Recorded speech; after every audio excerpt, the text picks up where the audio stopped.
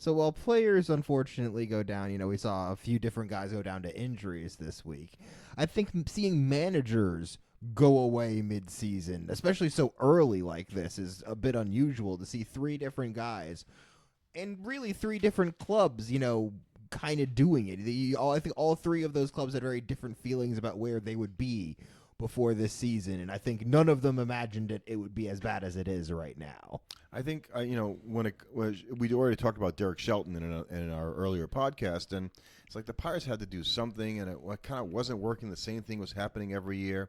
I mean, in Bud Black, the Rockies are so bad. That's a little puzzling to me. Other than he's been there a really long time, he had been there, I should say, a really long time. Like I don't know, 10 years almost or something like that. I kind of like it just from the perspective of like, okay, you are on the progression to be historically awful. At least try and fix something, because whatever Bud Black was doing wasn't working. Well, still doesn't understand explain how Pedro Grifol, could have made it all the way through the season last year for the White Sox when they had their worst record of all time. But the Rockies, who are trying to do that, made a change. And it wasn't like they went to some guru who's going to fix them. They had made some hires to try to change things. They brought in Clint Hurdle as a hitting instructor, and I think they basically just cleaned house and have somebody else and go, okay, in. let's reset. And it's been a little better. They haven't been quite as bad over the few days they do that. But then Brandon Hyde, I am for that one actually, because as we've talked about before, the Royals should be better. Right. Regardless of the fact that they didn't go out and get the starting pitching that they needed, they did not, and I think we can all hold the the management responsible for that.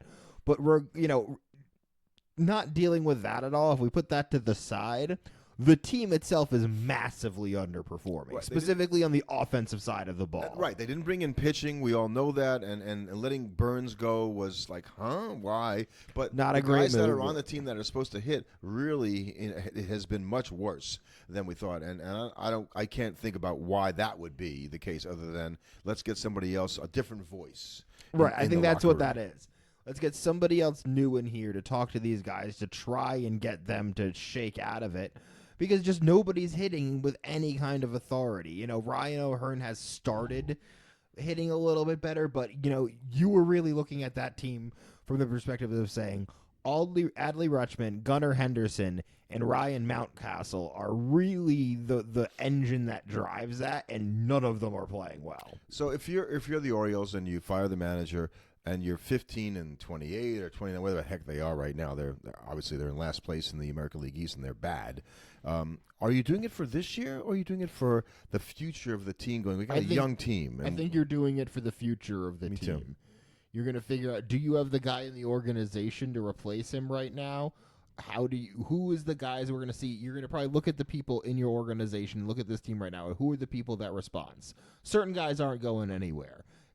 Gunner's not going anywhere. Adley isn't going anywhere. But let's see all these guys around him. Let's see how they around those two. Let's see how they respond.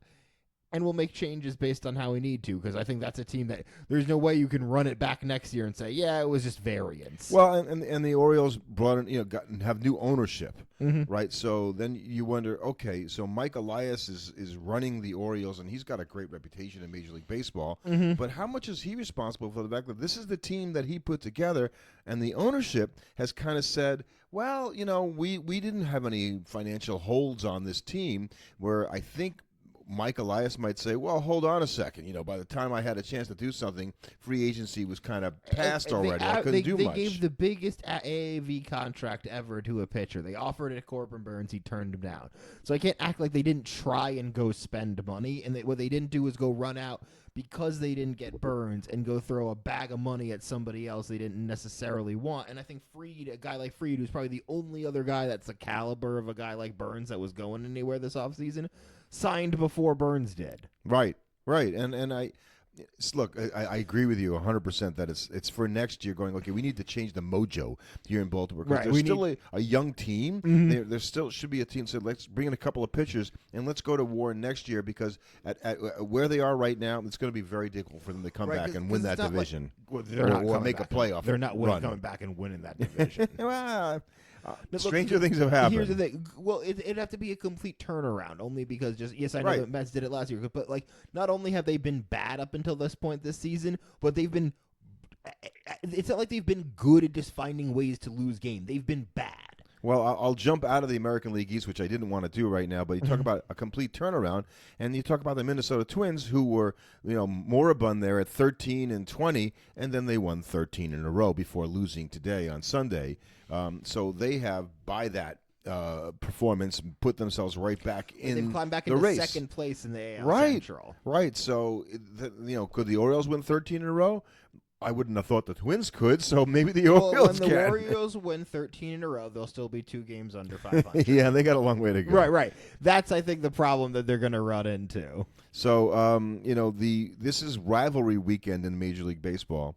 And one of the other American League East teams that had a big walk-off home run from the guy who had a very strange weekend, Rafael Devers, right? Because they got back into the should I be the DH and should they make him the first baseman? Mm-hmm. He doesn't want to be a first baseman, and there's all kinds of dissension there. Well, Saturday night he hits a walk-off home run against the Atlanta Braves to win the game, and the Orioles lose on Sunday. But they are still in the thick of it, even though they're under. Red Sox? The Red Sox are in under 500, and you wonder about that division. Going, gee, we think it was the best division in baseball before the season started, and now because there's only one team over 500, the Yankees, maybe it's not. I think what's going to be really interesting in the American League this year is how wide open it is in terms of a playoff spot. Basically, right now, every team that's not the Baltimore Orioles and the Chicago White Sox are theoretically in it. Even the Angels? Even the Angels at 20-25. Because the other teams for that third spot aren't that far ahead of them. It's only 5 or 6 games. I think you're right. That's survivable. So what that's going to make, that means this trade deadline is going to be nuts. Teams are going to have to make a lot of calls on saying, is this a year we go all in, trying to just make the playoffs? Or maybe there might be teams that are in contention that choose to be sellers. So I think it's going to be really interesting. And you're going to see a ton of movement because the American League is wide open. The only team that's kind of starting to pull themselves away from the pack is the Detroit Tigers, who, unless the New York Mets finish off the series and win it, today, there will be the only 30-win team in baseball going into this Monday, going into Monday's action. And isn't it great for the Tigers that they're kind of doing this in a week where the Twins had their run, right? They won 13 straight, and Rocco Baldelli, who we were talking about being on the hot seat as possibly being the next guy to be fired, all of a sudden is like, hey, I'm feeling great, but it got them to being 5 back. So it's like, that 13-game win streak, you made up all that ground, and it's like, okay, now you got to finish climbing the mountain, and not easy. And they lose Correa, right, to an injury, so he's going to go on the IL, and so that's supposedly one of their big time players, and it's always been about lack of offense in Minnesota because the pitching remains pretty good. They've got enough guys that in that division, if they can just hit enough, they're kind of like the Mariners in a way. Can they hit enough to overcome that, and can they catch the Tigers, who might be as good as they appear to be right now? The Mariners have been one of the better offenses in baseball. They've been a top 10. Which is a shocking thing to say. A shocking thing, but that's a big part of the reason why, despite the pitching not being as good, just due to injury and stuff, and we keep seeing pitchers Brian Woo's out. Right, Bryce Miller is now going to the 15-day IL. So I think that's going to be something that's going to be really interesting to see how they handle this run, because unlike all of these years in the past, if you're Seattle, you have to operate with the idea of, the window's open. Yeah, it is, because the Astros aren't what they used to be. Right, they're much more mortal than they are. The Rangers haven't hit the way that I thought for sure they would hit. They still may. Right, the Rangers have about another month in my books before I'm like, okay, it's been like a season and a half of this. I can't entirely attribute this to the post-World Series hangover anymore. Something a little rotten has to be going on in Texas. Like, you can't play as like a 73-win team for like 2 years in a row, and we all go like, oh yeah, well, they won the World Series. They're still good. I don't know if it's meaningful, but I saw a stat this week that Bruce Bochy, who led obviously the Giants to the World Series 3 times now in the 2010s, and the Rangers in 2023. He has a losing record as a manager all time. That surprised me, number one, that guy who's got that kind of, he's a Hall of Fame manager with a losing record. So it makes you wonder if a guy who's an older guy, is it slipping away from him? Is his time passing? The Rangers should be better. They've got all the horses. Chris Young has done a really good job as GM of bringing in a lot of really good players, and they've got a really good roster. DeGrom has pitched as well as he has in years. And at the top despite of the all of rotation. that, they're 2 games above 500. Right. So it's like, okay, well, somebody has to pay for this. And could you fire a Hall of Fame manager? I don't think it'll happen. No, because I don't. But I think that's something they could look at if they have another Yeah. year. They kind of continue to just stumble. And they finish close to 500, miss the playoffs, and I think Bruce Bochy could be in trouble then, despite only being 2 years removed from a title. Right. And the Athletics, who I was been kind of crowing about how I picked them we for second. both picked the Athletics and the I picked them Angels. for second. You didn't do that, and they've slipped already. And it's just there's just not enough. It's insurmountable that they could possibly stay there to the end of the season. Here's the thing: they're 22-25, but they have a negative 61 run differential. That's not a good sign for them going forward. That means they've won a couple games that they shouldn't. That's probably buoyed by having a blowout here or there, but that's not a good sign for them going forward. So let's look at the National League and start on the West and the Dodgers, who just seem kind of like they're kind of bumping along, are still in first place. Shohei Ohtani is still having an amazingly incredible boring season so far. I mean, he's only because you been expect it from him. He's only got the 3rd highest OPS in baseball, trailing only his teammate in Freddie Freeman and Aaron Judge, who's already maybe locked up the AL MVP at this point. So, the pitching is still in question. Kershaw started his first game of the year and got hammered on Saturday. So, the idea that Kershaw is going to come back and be the guy that we've known for Was there his Hall of anybody Fame career. seriously entertaining that thought? Oh, every Dodger fan. Every Dodger fan. I Kershaw's coming back. I said seriously entertaining the thought, not dreaming. Dodger fans. Yeah. But there are, again, that division still is pretty remarkable because the Padres and the Giants and even the Diamondbacks are really good teams, and that will kind of last the entire season if you ask me, because you look at those rosters. The Giants still puzzle the heck out of me, But they keep figuring a way they out. keep Saturday night, Wilmer Flores, who is the Major League RBI leader, hit 3 home runs. that was earlier in the week. Last night there was a 0-0 game in the 10th inning, and the bases loaded, and he worked a 9-pitch walk. Wow. To win the game by not swinging the bat. So when stuff like that happens, it's like a magical season. Is this 2021 devil magic for the Giants? It all feels over that way a again? little bit. Like I don't even know how they're doing it this long. And that division is the only thing you can hope if you're not in that division is that they beat the heck out of each other. Right. Because all those teams, anytime you're playing one of them from the other divisions or any other division, you're like man, those are 4 good teams, and they're looking at we have the Rockies. So we still have the Rockies in our division. We get an easy series every few games. You can change the manager, but you can't change all the guys in uniform there. So that is very different. The Cubs still lead the Central. Pete Crow Armstrong is still looking like the player the Mets thought he would be when they drafted him, and now he's become the player they feared he would become once they traded him. Yeah, I think that's true. And I totally see the Cubs looking for a pitcher at the deadline from a team that kind of falls out of the race and going and doing that. Somebody will be willing to trade them a pitcher for some young prospect, and they're saying, hey, we're gonna win. We're still, despite the great play from the Cardinals, we're gonna win the NL Central.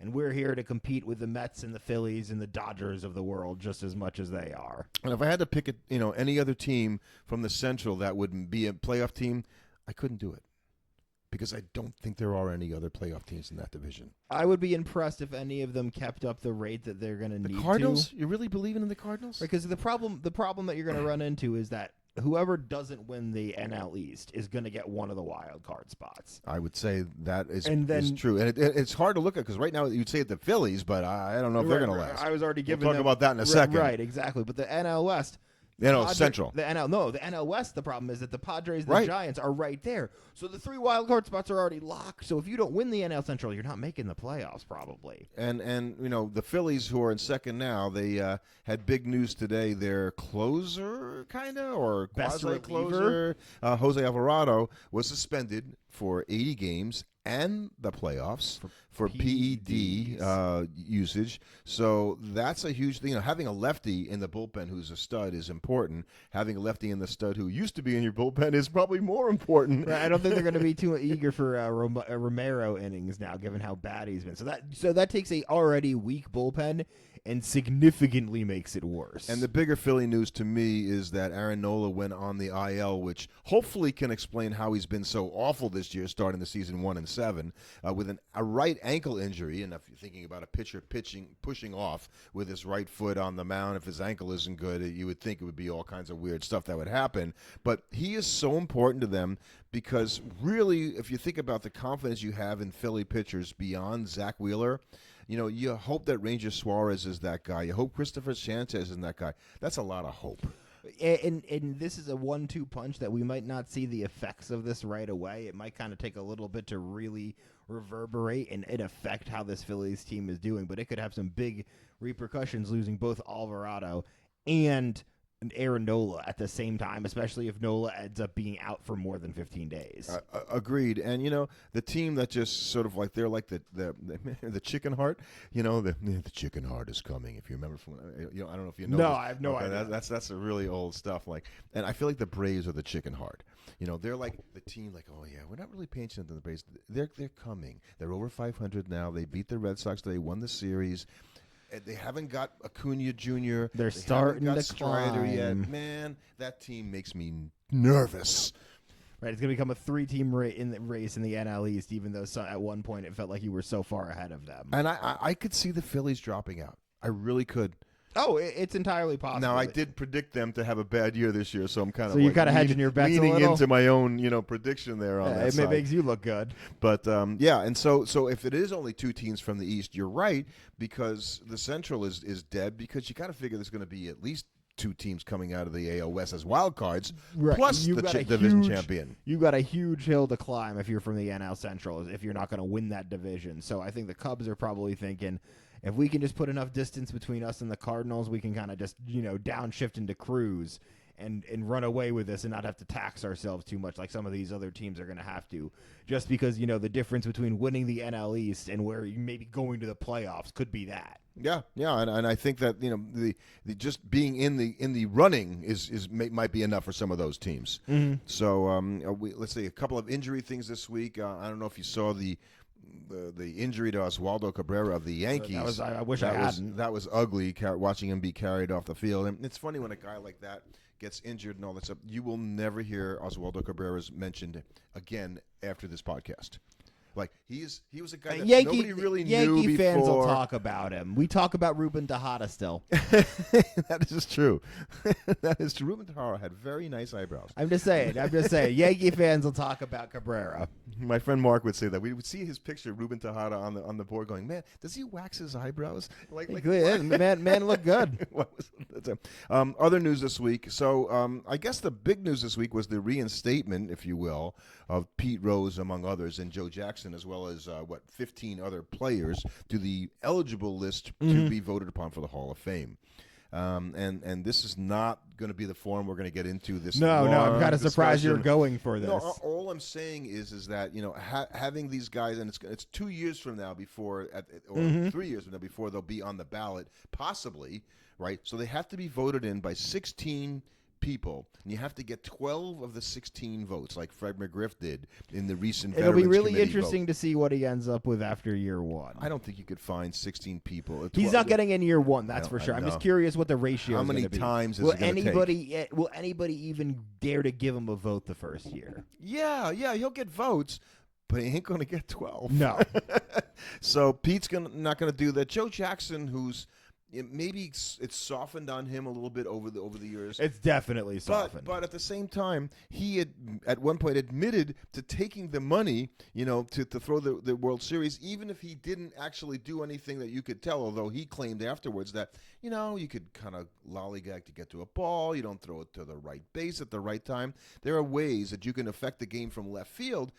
Forget that he hit 357 for the World Series. There are other ways that he could have affected the World Series. Right, he intimated that. You could still affect the game even just by just doing something a little bit bad. So to me, in effect, that's worse, right? If you believe that, than Rose betting on baseball, even though he shouldn't have. Rose did some other stuff too, but let's not get into that. That's a whole different thing. Anyway, it's going to be really interesting just to see if there'll be veterans, because I can't imagine what committee would be put together that you could put that would be unbiased.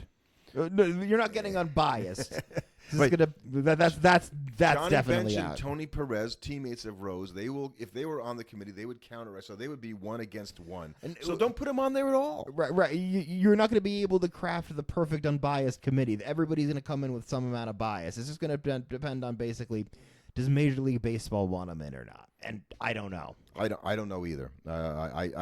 I guess for me, I think that the Hall of Fame, and I'll probably write about this, is a museum and not a shrine. So if you believe in the difference between those two words, right, a shrine is definitely not a place you'd put Pete Rose. No, I don't think Pete Rose barely belongs in a museum. But a museum, okay, there are a lot of odd things in a museum you might go and see. It doesn't have to all be good. So, I think that, it's going to be very interesting 3 years from now to see who's actually on that committee, which we don't know now. Couple of other things I thought of interest this week. The Red Sox faced, for the first time in Major League history, 2 Cy Young Award winners in back-to-back games. Now, that's kind of weird, but you'd have to have the interleague play for that to happen in the first place. Yes. Right? Because you couldn't do that. So you have Chris Sale, and then you have Scooble actually was the first guy they faced from the Tigers, and then they faced Chris Sale. But that's kind of a cool thing to have to do that in consecutive games, and I guess it'll happen again now that we have as much interleague play as we have. Couple of other things. The Dodgers brought up their catcher, Dalton Rushing, and DFA'd Austin Barnes, who had been there for a long time. I think Chris Taylor also went down as well. You're right. He did today. They DFA'd him as well. And Kershaw was disappointed that, I guess, his old personal catcher, Austin Barnes, was, not able to. Right. Kershaw at a certain point is going to kind of wear out the whole, I'm on my farewell. Well, all he said was, I like pitching to that guy, but, he hasn't hit since 2021. Right. So, it's time to get rid of a guy like that. So, the Dodgers are trying to improve their team little by little, even though they're still in first place. And then I saw a stat this year that Freddie Freeman today Bryce Harper, I should say, became a 1,000 RBI guy. He got his 1,001st RBI this week. And what surprised me is there aren't that many guys that are active in the major leagues with 1,000 RBIs. Really? That doesn't surprise me. Yeah, I don't know. 1,000. 2,000 is a number, right? 1,000's a number. Yeah. Think about how many guys have 100 RBI seasons and how many guys are going to have 10 of those. A lot of guys. 10 RBIs. RBIs. Guys play longer than 10 years. Yeah, but how many guys have 100 RBI seasons? It's not a lot. Well, Bryce Harper probably has something close to that, as is Manny Machado. He's Harper's next. Played for 14, though. Yeah, right. These guys are Giancarlo Stanton has 1,100. Carlos Santana. I wouldn't have picked him. Like 1,100 RBIs? I didn't know that. And Andrew McCutchen. Okay, that's a cool thing, that McCutchen, who's going to probably retire after the season. Arenado is also in the 1,100, 1,150, or as of the other day. Goldschmidt and Freddie Freeman. That is it for your 1,000 RBI players. And there used to be a lot of guys that would have 1,000 RBIs playing at one particular time. That's, I guess, the point. I think that's just because old guys that don't have it anymore don't stick around. I wonder if that is the answer to that. That they're faster to cut bait with these guys. Right. There's not a bunch of guys kind of lingering around in the league because 1,000 RBI guys would, because they were good hitters, but they would stick around longer than they really needed to. So you mentioned last week that the Rockies, despite the fact that they're the most awful team in Major League Baseball, they had drawn 38,000 fans to Coors Field last weekend. And if you keep showing up for a bad team, why would the ownership change anything at this point? And I said that the Rockies were the first team to draw 4 million, and I was incorrect. Who was it? It was the Blue Jays. The Toronto Blue Jays. And the Blue Jays did that, and they drew that all the way back in 1991, and then they drew 4 million again in 92 and 93. The Rockies also got 4 million in 93. The Rockies have the highest single-season attendance at 4.4 million, almost 4.5 million people, which they did in 1993, which was their first season when they were playing in Mile High Stadium. So they don't have enough seats in the stadium now, I think, to do that as easily because their capacity, at 40,000 or something like that, I assume, times 80 games, you could never get there. You just can't get the number of fans. You can't get the 4 million fans because you don't have that many seats in there. So the Yankees have done it, which I thought was impressive. They did it a bunch of years in a row, 2005 through 2008. Right, well, that's impressive. And I don't think I even knew that the Mets did it. But they didn't do it when they went to Citi Field. They did it in the last season at Shea Stadium. That's probably why. So then Shea Stadium had 55,000 capacity. Citi Field has 43,000 capacity. Big difference. It's going to be really hard to get. You can't get the 4 million if your capacity is 40,000 Nope. and you play 80 games. Hello, I'm good at math enough to say that's only 3.2 million. So you ain't going to get there. Nope. So I guess the idea of setting the all-time attendance record became less important to Major League Baseball when you can just charge people more money and fewer people will go to the games. And more people watch on TV. And more people will watch on TV. The last thing I wanted to mention before we get into our quick topic discussion of inside the park home runs is that Eno Saros wrote an article in The Athletic about Juan Soto and how he has a demonstrated loss of bat speed.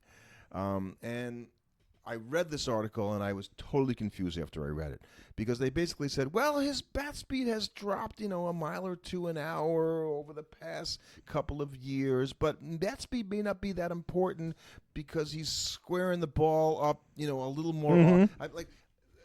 So don't give me a stat that tells me that this is an important stat, loss of bat speed is significant, and say, yeah, but it really doesn't matter. It kind of just sounds like more Eno Saros needed to write an article. I really like him. I think he's super bright, and I think it's interesting stuff. But it didn't leave me with any more insight after I read that in terms of, well, how important is bat speed to a guy's success? Because you know what the answer is? We don't know. They don't really know. They don't really know. So the last thing I want to talk about is I wrote about inside the park home runs, and there haven't been any this year. Mm-hmm. And there's a pretty good reason why there aren't any more inside the park home runs. There's a few good reasons. I think probably the number one reason is the ballparks aren't that way. But I also think that right behind it are the athletes. I would say it's ballparks, both in terms of the dimensionality of the ballparks and then just the actual construction and upkeep of the ballparks. I think you are a lot more likely to get weird ricochets and balls doing strange things in the outfield back in the day, and so you might be more likely for the ball to take kind of some weird carom coming off, and that's how you end up with an inside the park home run. Because nowadays it really only feels like an inside the park home run happens when an outfielder tries to make a diving catch head on a ball, whiffs, and then you get an inside the park home run. That happened this week, as a matter of fact. We kind of call those little league home runs as opposed to real inside the park home runs, where the guy, makes a play and it still counts, and sometimes as an inside the park, other times it's an error. That's happened earlier this season when Heliot Ramos did that. But if you go back to way back at the beginning of the 20th century, there were fields that didn't have fences. Right, so getting inside the park home run. There wasn't anything other than in the inside polo the park grounds. home You run. see all these people standing what would be where the outfield fence is, and they're all watching the game from way out there. And I guess the ball goes in between them, and I'm imagining the fielder trying to pick between the fans to try and find the darn ball while the guy is running his butt off around the bases. So I think if you hit out there, you kind of just assumed he was going to score. So there have been 10 inside the park home runs in the World Series. which I guess surprised me a little bit since the World Series has been going on since 1903 for the most part. And then the most recent being the horrible one Met fans watched when we watched Alcides Escobar of the Royals do that in Game 1 of the 2015 World Series when he did that off Matt Harvey. And that was a real inside-the-park home run, although it was kind of a misplay in the outfield. Right, that's really that goes back to what you're saying is with the guys being as good as defense as they are now, you're really going to get it when there's a weird misplay. Right, or a bizarre carom off the fence that goes in a direction that you didn't anticipate. It just happens to hit something out there. Right. You need a weird thing to happen. But the fact there's only 10 in World Series history tells me really how rare it is, and the fact that the parks kind of changed by the 1920. The more standardized they became. They put fences up. Right, exactly. So, hitting home runs. And Ty Cobb led the American League in home runs in 1909 with 9 home runs. They all were inside the park home runs. You got to think about that. It's pretty. 11 years later, Babe Ruth hit 50, 9 home runs. And Ty Cobb they all was went over much the fence. less important well, once actually, that happened. Most of them went over the fence. I don't know if they all went over the fence. Inside the park home runs, it suddenly became way less cool. But do you think inside the park homers are more exciting than triples? Yeah. That's how I started, Michael. Like, triple is the most exciting play in baseball. Okay. It's fun to watch a guy run all the way around the base of the third, but it's even more cooler to watch him run all the way around and go home. It just doesn't happen that often. It doesn't. And like you always say, I think for a fan today, we'd rather see the ball go over the fence and sort of celebrate the moment. I mean, inside the park home runs are really cool. They're fun. They're rare. And that's what makes them cool because we don't see them that often. And I've never seen one in person myself, and I've gone to a lot of pro baseball games. They don't happen that often. They're, as we said, they're rare. So, I think it's something that, unless they change the ballparks, and as I wrote in my article, they move them like 10 feet back. It wouldn't take that much more. 10 feet back's a lot. So what is the number one ballpark for triples in the major leagues? San Francisco? Colorado. Huh.